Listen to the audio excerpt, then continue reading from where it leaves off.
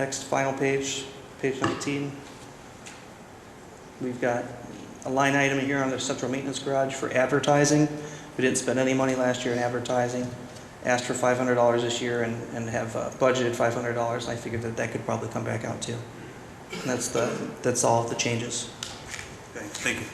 We have any comments or discussion on Mr. Craig's? Mr. Chairman, I do regarding the legal administration. First of all, professional services. I believe that's our LEADS program through the Ohio State Highway Patrol. That's how we check on people, determine what their criminal records are. It's a critical part of our prosecution. My staff are attorneys. They're required to have a certain amount of training. I think it's very critical that we keep up with our staff, not only the attorneys, but the victims' witnesses, people that we have, our complaint people, that they constantly train. We go to training all year long, and it costs to go there, and the membership that we have there is for the Ohio Municipal Attorneys Association, which conducts seminars at reduced cost, and therefore I would request that those particular reductions that Mr. Craig has put in there not be approved. Mr. Chairman, Yes. I guess I hear these comments, and my concern is, there's certain training that's required of policemen and firemen, and there's union issues here that have to be negotiated. Why it all sounds great, I'm not sure we can all do this. So, this is something you can't solve tonight. Is there anyone else have any comments? Yes, Mr. Burkhart. Yes, Mr. Chairman. None of the department heads have had an opportunity to respond to any of this information. It's a lot of information. I think that the appropriation, the annual appropriation, needs to be approved in its present form. This is a fluid document, as Mr. Craig has stated, and we do change it, as you're going to change it again this evening. So it's something that I think I applaud his effort. I think we need to look at it as the year progresses. We have an opportunity for the department heads to step forward, discuss each and every one of these, and give their reasoning and logic behind it, as Mr. Schilling has done for his legal department.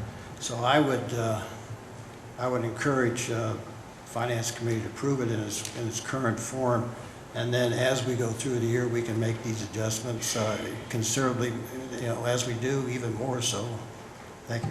Okay, thank you, Mr. Burkhart. Yes, Mr. Craig. In response to the couple of comments we've heard so far, there's no education and training reduction in the fire department or the police department. They do have special requirements. They've also got special contractual requirements.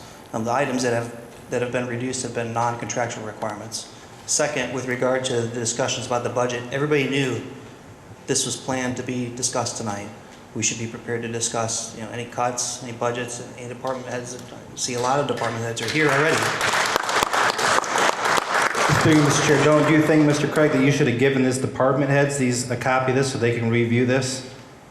That's what I was. And so we're here tonight. We just get this as council tonight and I applaud you for doing this. I think you put a lot of time and effort into it, but I think it's unfair for these department heads to sit here and not be able to look at and comment on what you've come up with, your reductions. Yeah, I think the department heads do need a chance to speak about the cuts in their departments. I mean, before they were set on what was before us, and I think this is gonna throw a monkey wrench at them. Is there any department heads out there that want to say anything? Yes, Chief, come up to the mic, Chief.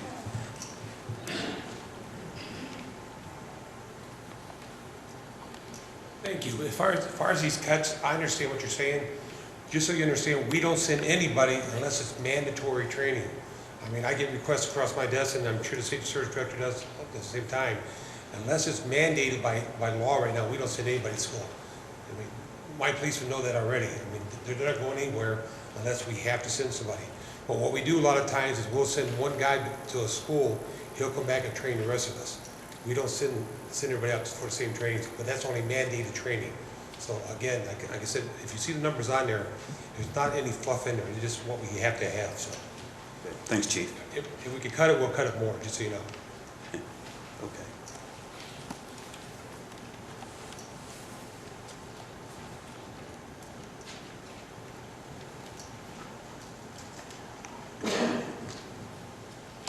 Yeah, Chairman, as far as engineering department concerned, travel and reimbursement, we don't really travel outside the city unless we had to.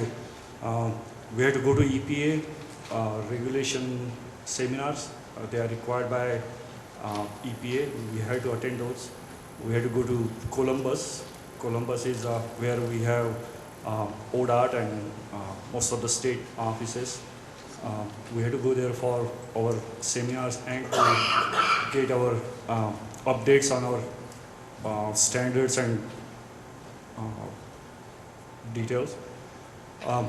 We really don't go private seminars anywhere. I mean, we don't go to any hotels or overnight stays or that kind of stuff. So whatever travel reimbursement you see here, they are essential as much as possible. That's what we do. We do not spend any money without any reason. Okay, thank you, Ms. Mogi. Okay. Mr. Chairman? Yes, if I may? Mayor. Some overall overarching statements I would make. Our travel and seminars that are attended by various city staff are done at an extreme minimum, have been for many years. The few that are attended are in order to be more informed, to make smart decisions. You know, there are, for every dollar spent on training and the travel to get to a training seminar, for every dollar spent, there are hundreds of thousands of dollars at stake and are consequential about that. I mean, to misinterpret and to not understand a particular grant application or how particular funding or grant application is to be applied, and missing a meeting and not getting that information, you can save pennies and throw away tens and hundreds of thousands of dollars as a result of it. So, you know, we scrutinize every travel, and these are extremely minimal in their entirety. And without going through all this, and again, as Mr. Stewart said, I applaud the effort. You know, it's a great effort. It's just, it'd been nice if, you know, we all had a chance to go through these items, and 20% of your 500,000 items is in one item, the landscape maintenance item within the parks budget. And what that has to do is with curb lawn trees that the city is responsible for that are a threat to the safety of our community. And a tree is determined to be unsafe. We have to, as soon as we realize it, we have to tend to it immediately. And, you know, if we don't, we're in jeopardy of damage that could threaten property and person, and we have to deal with that. And who knows? You never know from one year to the next what that expense may be. It could be considerably less, in which case there will be money to pull from later in the year, and it could be more, in which case we're going to pull money from elsewhere to fund this. The other item is, you know, it's one thing to pick. You know, there's dozens and dozens of items here that, from tool purchases to various things, that maybe if you pick them, last year we didn't spend as much, and you take that out. These numbers were picked because this is our, you know, our best conservatively low expectation of what these expenses are going to be. For every one that there were dollars pulled out of, there are line items in here that were not touched, that could be considerably more next year, you know, or during this coming year, in which case we may have to pull from the accounts that were pulled out here and use them to pay for other expenditures. That's what happens during the course of the budget process. Guaranteed, and you know, as solid as these numbers are in front of you, guaranteed they will not be the same as the year goes on. We will be constantly pulling and pushing funds within the departments, and ultimately at times from one department to another. This represents the ability to handle at an extremely conservatively low base those unexpected you know, occurrences, and to pull them out of these items creates a false sense that there's money here to be had, and then when dozens of other line items that are ultimately found